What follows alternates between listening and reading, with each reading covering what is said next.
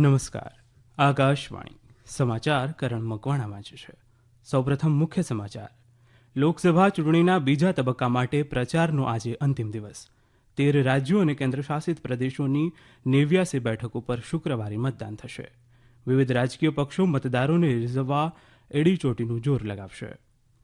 વિદેશ મંત્રી doctor S જયશંકરે કહ્યું છે કે ભારત પ્રથમ અને વસુધૈવ કુટુંબકમ ભારત માટે એક જ સિક્કાની બે બાજુ છે.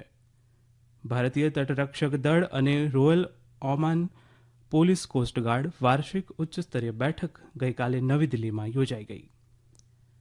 Defence research and development organisation DRDOએ સફળતાપૂર્વક દેશના સૌથી હળવા બુલેટ પ્રૂફ જેકેટનું પરીક્ષણ કર્યું. ચીનના સાંઘાઈ ખાતે વિશ્વ તીરંદાજી સ્પર્ધાની ગઈકાલે શરૂઆત થઈ. IPLમાં લખનૌ સુપર જાયન્ટ્સે ગઈકાલે રમાયેલી મેચમાં ચેન્નઈ સુપર કિંગ્સને 6 વિકેટે હરાવ્યું છે. આજે દિલ્હી કેપિટલ્સ અને ગુજરાત ટાઇટન્સનો મુકાબલો. સમાચાર વિગતવાર. લોકસભા ચૂંટણીના બીજા તબક્કા માટે પ્રચાર પૂરજોશમાં ચાલી રહ્યો છે, જે આજે પૂર્ણ થશે.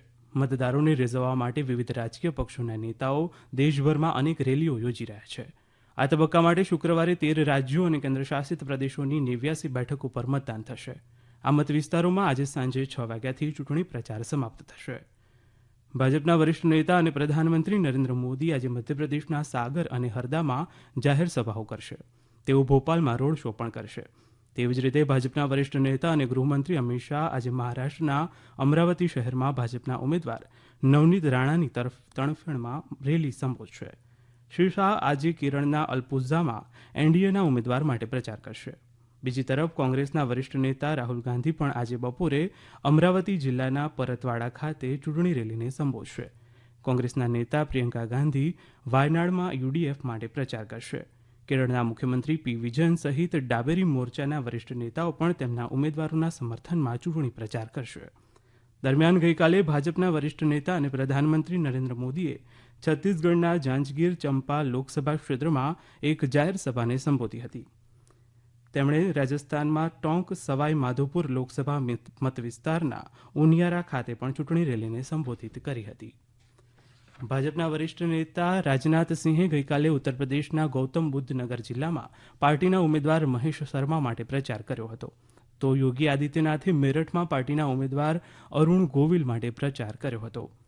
સમાજવાદી પાર્ટીના વડા અખિલેશ યાદવે અલીગઢ જિલ્લામાં સપા કોંગ્રેસ ગઠબંધનના ઉમેદવારો બિજેન્દ્રસિંહ અને હાથરસથી જસવીર વાલ્મીકી માટે રેલી યોજી હતી.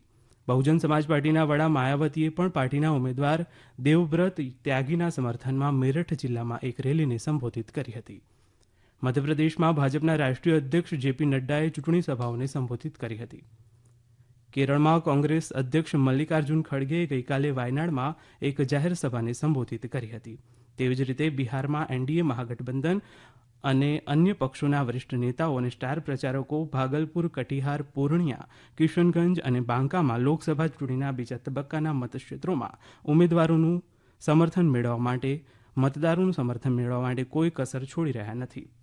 ભાજપના વરિષ્ઠ નેતા રાજનાથસિંહે JDU ઉમેદવારના સમર્થનમાં ભાગલપુરમાં એક જાહેર સભાને સંબોધિત કરી હતી.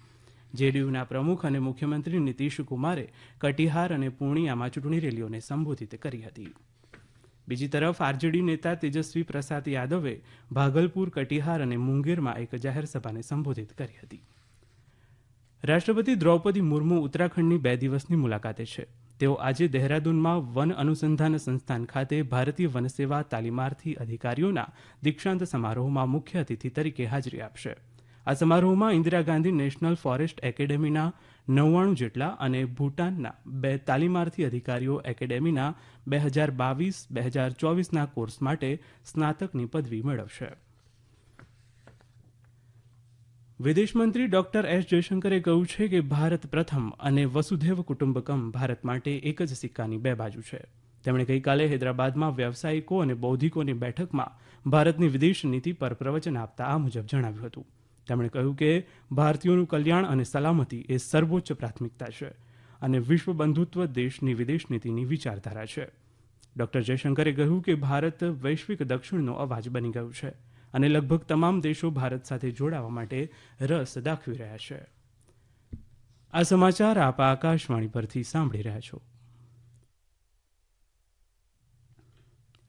ભારતીય સેનાના વડા જનરલ મનોજ પાંડેએ કહ્યું છે કે ભારતીય સેનાનું વિઝન આધુનિક, ટેકનોલોજી સક્ષમ અને આત્મનિર્ભર ભવિષ્ય માટે તૈયાર સૈન્યમાં પરિવર્તિત કરવાનું છે. તેમણે ગઈકાલે નવી દિલ્હીમાં ઉચ્ચ કાર્યક્ષમતા આત્મનિર્ભરતાથી દળોનું આધુનિકીકરણ વિષય પર સંબોધન કરતાં કહ્યું કે આ પરિવર્તન રૂપરેખામાં 5 સ્તંભોનો સમાવેશ થાય છે, જેમાં દળોનું પુનર્ગઠન અને અનુકૂલન, આધુનિકીકરણ અને ટેકનોલોજીનો સમાવેશ, તંત્રમાં સુધારો, માનવ સંસાધન વ્યવસ્થાપન અને સહયોગી દળો સાથે સંકલનને પ્રોત્સાહન આપવાનો સમાવેશ થાય છે. તેમણે કહ્યું કે જ્યારે આર્થિક શક્તિ દેશના વિકાસનો સ્ત્રોત છે, ત્યારે લશ્કરી શક્તિ આપણને દેશના વિવિધ હિતોનું રક્ષણ કરવા સક્ષમ બનાવે છે. ભારતીય તટરક્ષક દળ અને રોયલ ઓમાન પોલીસ કોસ્ટગાર્ડ વચ્ચે દરિયામાં આંતરરાષ્ટ્રીય ગેરકાયદેસર પ્રવૃત્તિઓનો સામનો કરવા અને પ્રાદેશિક સહયોગને પ્રોત્સાહન આપવા માટે 5મી વાર્ષિક ઉચ્ચસ્તરીય બેઠક ગઈકાલે નવી દિલ્હીમાં યોજાઈ ગઈ. ભારત તરફથી બેઠકનું નેતૃત્વ તટરક્ષક દળના ડાયરેક્ટર જનરલ રાકેશ પાલે, જ્યારે ઓમાનના પ્રતિનિધિમંડળનું નેતૃત્વ colonel Abdul Aziz Mohammed Ali Al ઝાબરીએ કર્યું હતું. સંરક્ષણ મંત્રાલયના જણાવ્યા અનુસાર આ બેઠકમાં ક્ષમતા નિર્માણ કાર્યક્રમ, સી રાઇડર પ્રોગ્રામના અમલીકરણ, અન્ય સહયોગી વ્યવસ્થાઓ વચ્ચે વ્યાવસાયિક જોડાણ સ્થાપિત કરવા પર ધ્યાન કેન્દ્રિત કરવામાં આવ્યું હતું. બંને પક્ષોએ દરિયાઈ પડકારોને પહોંચી વળવા પરસ્પર સહયોગ વધારવાની પ્રતિબદ્ધતા પણ વ્યક્ત કરી હતી. Defence research and development organisation DRDOએ સફળતાપૂર્વક દેશમાં સૌથી હળવા બુલેટ પ્રૂફ જેકેટ વિકસિત કર્યું છે. આ જેકેટ BIS દારૂગોળાના ઉચ્ચતમ સ્તર 6ના જોખમ સામે રક્ષણ પૂરું પાડે છે. તાજેતરમાં જ આ બુલેટ પ્રૂફ જેકેટનું ચંદીગઢ ખાતે સફળતાપૂર્વક પરીક્ષણ કરવામાં આવ્યું હતું. સંરક્ષણ મંત્રાલયે એક નિવેદનમાં કહ્યું કે આ જેકેટ નવા ડિઝાઇન અભિગમ પર આધારિત છે, જ્યાં નવીન સામગ્રી અને પ્રક્રિયાઓનો ઉપયોગ કરવામાં આવ્યો છે.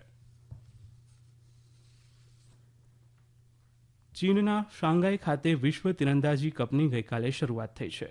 ટોચના 3 મહિલા ખેલાડી વેન્નમ સ્વામી અને પરમિતની ટીમે કુલ 2118ના સ્કોર સાથે ક્વોલિફિકેશન રાઉન્ડમાં સર્વશ્રેષ્ઠ ટીમ તરીકે સ્થાન મેળવ્યું હતું. ભારતની જ્યોતિ સુરેખા વેન્નમ મહિલાઓની કમ્પાઉન્ડ ક્વોલિફિકેશન રાઉન્ડમાં બીજા સ્થાને રહી હતી. પુરુષોના કમ્પાઉન્ડ ક્વોલિફિકેશન રાઉન્ડમાં કોઈપણ ભારતીય ખેલાડીઓ વ્યક્તિગત ઇવેન્ટમાં ટોચના 10 સ્થાનોમાં સ્થાન મેળવી શક્યા નથી. IPL ક્રિકેટમાં લખનૌ સુપર જાયન્ટ્સે ગઈકાલે રમાયેલી મેચમાં ચેન્નાઈ સુપર કિંગ્સને 6 વિકેટે હરાવ્યું છે. લખનૌની ટીમે 211 રનનો લક્ષ્યાંક 19.3 ઓવરમાં 4 વિકેટે 213 રન બનાવીને હાંસલ કરી લીધો હતો.